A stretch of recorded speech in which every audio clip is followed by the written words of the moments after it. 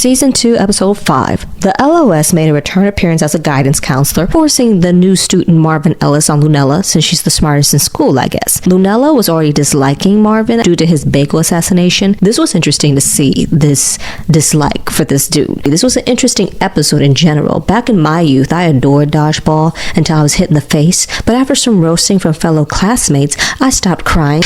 I mean, I had taken the hit in the face in stride as a real boss does. Moving on, despite Marvin's infiltration mission revolving around taking down one of Earth's superheroes, Marvin and Lunella bond in typical nerd fashion. Don't worry, I can say nerd, I'm a geek myself. Lunella finds such solace in Marvin due to their similar minds and intelligence. It gets boring being the only person with your personality, so I understood why she was so excited to have him around. Most of Lunella's classes at this point in the series only include people who aren't interested in STEM related subjects, as Lunella is, and Marvin aligns with her mindset and uniqueness personally. It turns out Marvin kind of stands out for his own intelligence too, but not as positively as Lunella has experienced when it comes to her intelligence in her school. In Lunella's family, it is praised, while in Marvin's family, it's insignificant to his father, who's more focused on muscle and how many other species they take down rather than the intellect Marvin has. Regardless of their connection in academics, STEM stuff, and things they have in common, they fight while Lunella's in moongirl mode and Marvin's in his Kid Kree alien form. They are oblivious to each other's true identities.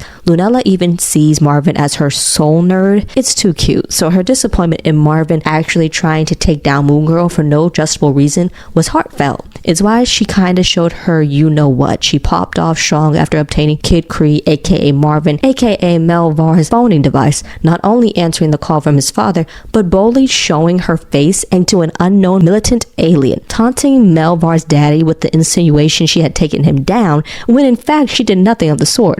She's been struggling to try to do that. She slyly confronts Marvin when he comes to visit for her family dinner she invited him to. And even though she blew up Marvin and his spot with his family, he never once blew up her spot with her family. He never, in the heat of the moment, told her family she was Moongirl. And that's something that I respected, and that's something Lunella really didn't notice. She didn't notice that he didn't maliciously do that, which he could have, and instead just left. And I think that's the most best step to do in that situation. And it really showed how Marvin wasn't a bad guy, because a bad guy wouldn't have just left. He would have definitely ratted her out. In this specific episode, Lunella learns about the power of family expectations and obligation. People live their whole lives and shape their identities around the desires and requirements of their families, or most of the time their parental figure. Marvin's father heavily influenced his decisions and his choices related to his father's desires.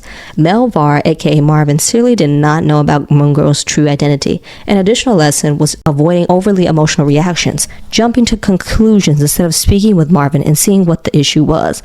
A lot of times, talking things out before doing something as scandalous as provoking someone's daddy using their phone is probably the better step. Lunella's apology, with taking responsibility for getting all hyped up in her feelings, leading to poor choices, encourages Marvin to be honest too, specifically with his father, and due to this, he gains his father's respect for his boldness and gadgets so technologically advanced, his father sees the benefits of their Kree empire could obtain from them. Marvin's father acknowledges how valuable and resourceful Marvin is, and all ends well between Marvin and Lunella, staying permanently besties, or more of the long-distance besties. And in addition to all of that, I'm glad that they showed Lunella having someone that was on her level intellectually, and having someone that she could bond with, and also knew her true identity, because that's the thing. Not a lot of people know about Lunella's true identity, and it's good that she had someone that not only knew but also could empathize with her and know what she was going through in regards to being the only one that was like her or with her personality, because she found someone she could actually vibe with, talk to,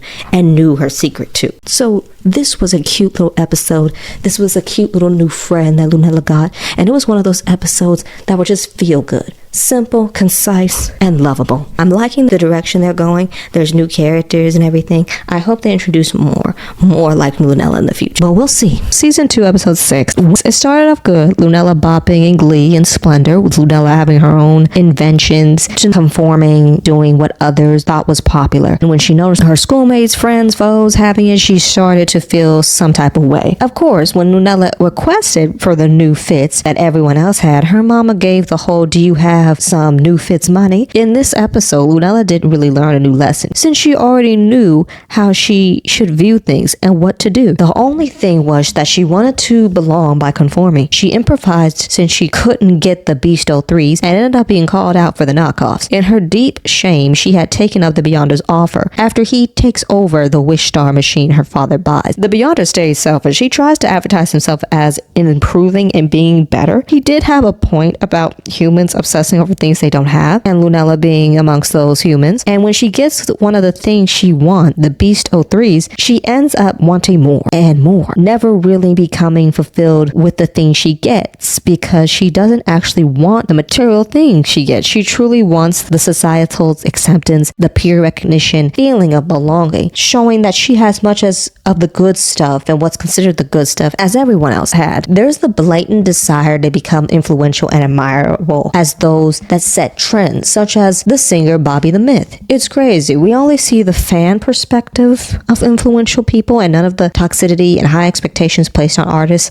like Bobby the Myth. I think it would be too serious for this type of show. However, they seem to like to take on serious topics, so I believe they could have just did that. They could have just had that in there a little bit with showing Bobby's perspective maybe. But alas, it was a great episode regardless. We kind of see it though with the Beyonder and Lunella. He was profitable. She benefited off of him greatly. She had the expectations of the Beyonder, providing everything she asked for, but didn't consider how he would interpret her request. Lunella tears into the Beyonder when things go awry after requesting the baddest piano in the universe, and of course the Beyonder tries to be a little cute with that and gets actual villain level piano, influencing Bobby the Myth to be crazy. Of course he gets into his feels after she tears him a new one, and in typical Beyonder fashion doesn't help, which wasn't surprising at all, and leaves the damage for her to clean up. And yet the music, while Bobby the Myth was under the influence of a bad villainous piano, was rocking. I was figuratively throwing it back as I listened. I wish this song was longer, and I'm thankful though. I discovered one of the men from Lin-Manuel's Hamilton played in here as Bobby the Myth. Explains why I was bopping so hard. In hindsight, the Beyonder wasn't fully at fault, and that's what I as a viewer was reminded of. We can blame people all day for things, planting ideas, negatively influencing our behavior, enabling non-self betterment behavior, yet we have to remember we must take responsibility